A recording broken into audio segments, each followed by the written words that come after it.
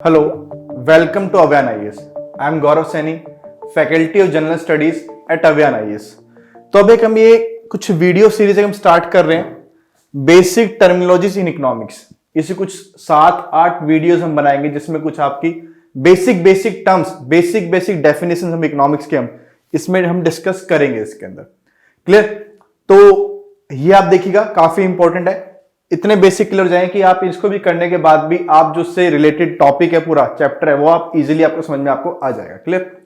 तो पहले हम देखते हैं, एक टर्म आप काफी सुनते हैं न्यूज़पेपर में, input tax credit. Input tax credit, input tax credit means ये होता क्या आपका, इसका मतलब है कि जब at the time of paying tax on output, जब आप अपने आउटपुट पे कोई टैक्स पे कर रहे होते हो, ठीक है, और जो मींस ये इनपुट है, कोई भी चीज आपने प्रोड्यूस की है, मान लीजिए पेन प्रोड्यूस किया है, इस पेन के लिए आपने कुछ ना कुछ आपने इनपुट लिया है। क्लियर? और आउटपुट क्या बनाया आपने? पेन बनाया मान लीजिए। तो जब आप आउटपुट पे at the time of paying taxes on output, जो आप टैक्स ऑलरेडी इनपुट पे कर देते हो, वो रिड्यूस हो जाता है, वो आपका रिड्यूस हो जाता है। जैसे कि मान लीजिए, इसलिए जो आप टैक्स पे करते हो इनपुट पे, उसे क्या बोलते हैं हम? Input tax. और जो आप आउटपुट पे टैक्स पे करते हो उसे क्या बोलते हैं हम? Output tax. और जब इनपुट टैक्स क्रेडिट मतलब क्या होता है, जो कोई भी मैन्युफैक्चर होता है, वो मैन्युफैक्चर अपने आउटपुट पे जो टैक्स पे कर देता है बेटा, ठीक है, तो वो क्या करता है, वो जो उसने इनपुट पे टैक्स दिया होता है उसको डिडक्ट कर लेता है और वो पैसा उसके अकाउंट में क्रेडिट हो जाता है। उसको हम बोलते हैं इनपुट टैक्स क्रेडिट। अब समझेंगे, इसको एग्जांपल समझाता हूं आपको मैं। देखिए आप, मान लीजिए आपका ये फार्मर है, क्लियर, ये आपका मिलर है और ये आपका बेकर है। क्लियर? इसने इनपुट परचेज किया, क्लियर, प्रोडक्ट कौन सा बनाया, और मान लीजिए आउटपुट क्या रहा इसका। क्लियर? और इसने टैक्स कितना, टैक्स पेड। तो आप देखिए, सपोज के लिए फार्मर ने 10 रुपीज, मान लीजिए फार्मर ने 0 रुपए का इनपुट परचेज किया, 0 रुपए का उसने इनपुट परचेज किया और उसने बनाया वीट बनाया। वीट पे क्या हुआ, वीट बनाया, इसकी कॉस्ट आई मान लीजिए 100 रुपीज, मान लीजिए 500 रुपीज, 50 रुपीज आउटपुट कॉस्ट आई। इस पे इसने मान लीजिए 10% टैक्स, जो आपका जीएसटी है, मान लीजिए जीएसटी कितना 10% है, तो इसने इसमें 10% टैक्स पे किया। कितना किया? 5 रुपीज पे किया, 5 रुपीज पे किया इसने।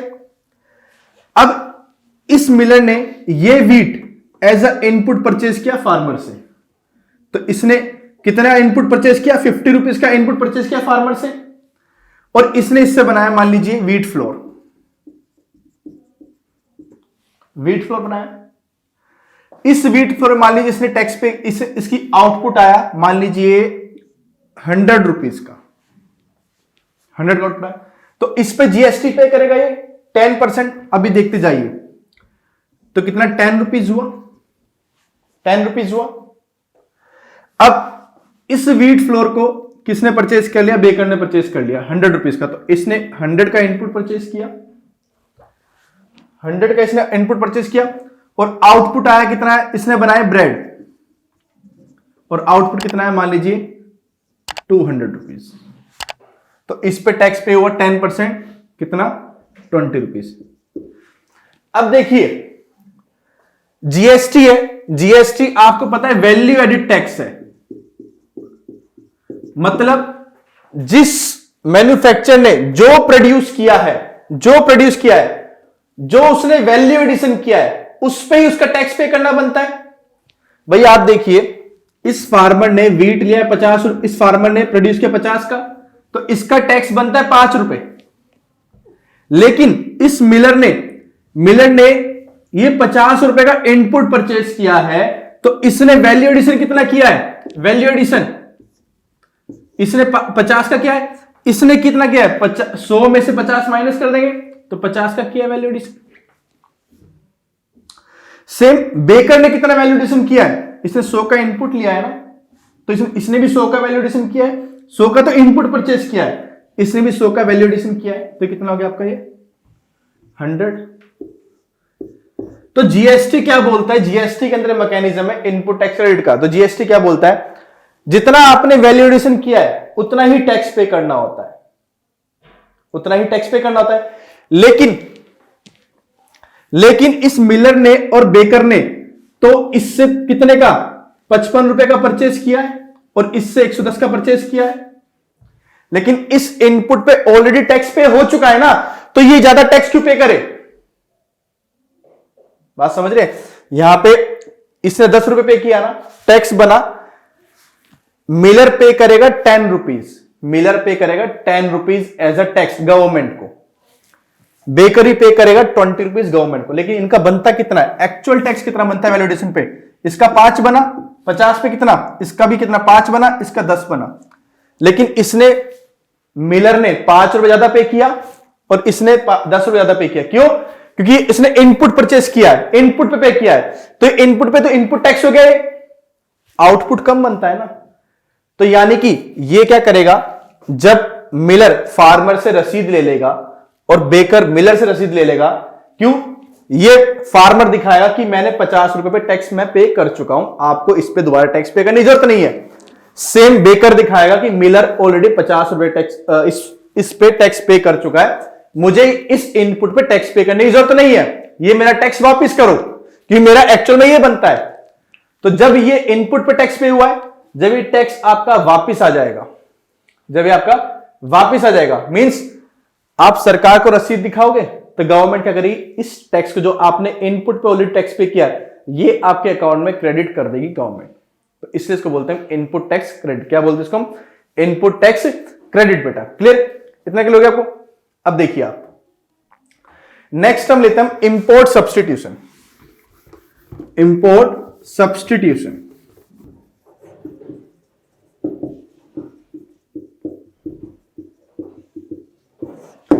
इंपोर्ट सब्सिडी क्या होता है, बेसिकली ये पॉलिसी होती है, बेसिकली 1980s 1990s ज्यादा गवर्नमेंट यूज करती थी।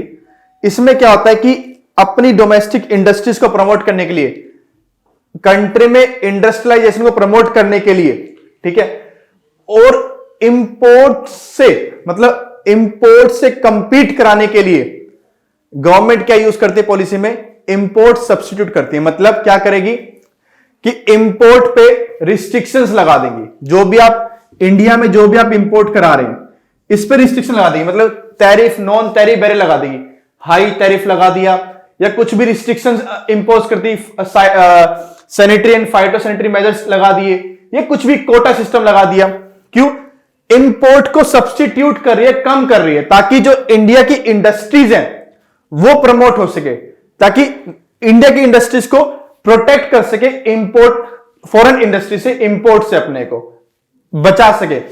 तो जब कुछ भी ऐसा होता है कि हम इंपोर्ट पे रिस्ट्रिक्शंस लगाते हैं, उस पर टैरिफ लगाते हैं और इंपोर्ट को हम रिड्यूस करते हैं, कम करते हैं और अपनी डोमेस्टिक इंडस्ट्रीज को हम बढ़ावा देते हैं, तो उसको हम बोलते हैं इंपोर्ट सब्स्टिट्यूशन। इसको बोलते हैं इंपोर्ट सब्स्टिट्यूशन। बेटा इंपोर्ट सब्स्टिट्यूशन क्लियर होगा आपको। इंपोर्ट सब्स्टिट्यूशन बेसिकली सबसे पहले आपका मोस्ट पॉपुलर आपका लेटिन अमेरिका में 20th सेंचुरी में था और इंडिया ने इसको प्रायर टू लिबरलाइजेशन और इकोनॉमिक रिफॉर्म्स 1991 से पहले इसको अडॉप्ट इंडिया ने इसको किया था।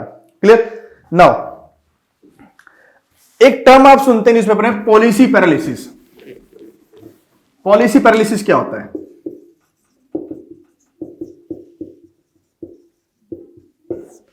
देखिए पॉलिसी पैरालिसिस होता है कि एक तरह से बिल्कुल कंप्लीट लैक ऑफ इनिशिएटिव दिखाता है कि गवर्नमेंट ने जो आपका मींस कुछ भी क्रूशियल रिफॉर्म्स आई है, ठीक है, मान लीजिए कोई गवर्नमेंट सेक्टर है, कोई भी सेक्टर है, उसमें कोई क्रूशियल रिफॉर्म्स चाहिए, कुछ रिफॉर्म्स चाहिए, लेकिन गवर्नमेंट उसमें वो रिफॉर्म्स कर नहीं पा रही, कोई लॉ लेके नहीं आ पा रही है, पास नहीं करा पा रही है। तो ये दिखाता है गवर्नमेंट क्या है, गवर्नमेंट का मतलब it is a complete lack of initiative shown by the government in implementing crucial reforms required in the government sector। बेटा तो दूसरा क्या होता है कि पॉलिसी पैरालिसिस हम कब बोलेंगे, जब गवर्नमेंट, जब जो भी गवर्नमेंट पॉलिसीज फॉर्म करती है और उस पॉलिसी का कुछ डिजायर रिजल्ट नहीं निकल पा रहा है। क्यों? क्योंकि वो जो पॉलिसी है वो अकेले पॉलिसी सफिशिएंट नहीं है सारी प्रॉब्लम्स का आंसर देने में, तो हम उसको क्या बोलेंगे, पॉलिसी पैरालिसिस बोलेंगे उसको हम। और जनरली पॉलिसी पैरालिसिस कब बोलेंगे हम, जब वो गवर्नमेंट एक तरह से उस पॉलिसी को, उस लॉ को पास नहीं करा पा रही है पार्लियामेंट के अंदर, तो क्या बोलेंगे हम, पॉलिसी पैरालिसिस हो गया वो। क्लियर? कुछ नतीजा नहीं ले पा रही है, कुछ कर ही नहीं पा रही है, उसको हम पॉलिसी पैरालिसिस हम बोलेंगे बेटा। क्लियर? ये हो गया। नेक्स्ट एक टर्म आती है लॉजिस्टिक कॉस्ट। लॉजिस्टिक कॉस्ट, देखिए लॉजिस्टिक कॉस्ट क्या होता है, कोई भी चीज, कोई भी गुड्स आपके प्रोड्यूस होते हैं, चीजें प्रोड्यूस होती है, तो पहले फैक्ट्री लेवल पे होती है बेटा, प्रोड्यूस होने के बाद वो होलसेल मार्केट में जाती है, होलसेल के बाद वो कंज्यूमर पे जाती है, रिटेलर मार्केट, रिटेल में। तो यहां से वो चीज ट्रांसपोर्ट होगी, ट्रांसपोर्ट में लोडिंग अनलोडिंग, होलसेल में गोडाउन में कोल्ड स्टोरेज, लोडिंग अनलोडिंग, फिर ट्रांसपोर्ट होगी रिटेल तक। फैक्ट्री से आपके पास आने तक कोई चीज, ट्रांसपोर्ट, लोडिंग अनलोडिंग, गोडाउन, इस सबको हम लॉजिस्टिक सेक्टर बोलते हैं, जो ये सारा काम करता है आपके पास डिलीवर कराने तक। और इसमें जो कॉस्ट इन्वॉल्व होती है उसे हम लॉजिस्टिक कॉस्ट बोलते हैं बेटा। क्या बोलते हैं? लॉजिस्टिक कॉस्ट बोलते हैं। क्लियर हो गया आपको? तो सेम कोई चीज पोर्ट पे आती है, पोर्ट पे लोडिंग अनलोडिंग होती है, फिर वो कनेक्ट होती है रेलवे से या रोडवेज से, फिर आपके आने तक जो भी आप इंपोर्ट करा रहे हैं, तो इसमें जो भी कॉस्ट इन्वॉल्व होती है उसको बोलते हैं हम लॉजिस्टिक कॉस्ट बेटा। क्या बोलते हैं? Logistic cost. क्लियर? तो आज के लिए इस वीडियो में इतना ही। नेक्स्ट वीडियो में और कुछ हम टर्म्स देखेंगे अच्छी। क्लियर? तो आप कोई भी डाउट हो प्लीज कमेंट करेगा। Thank you.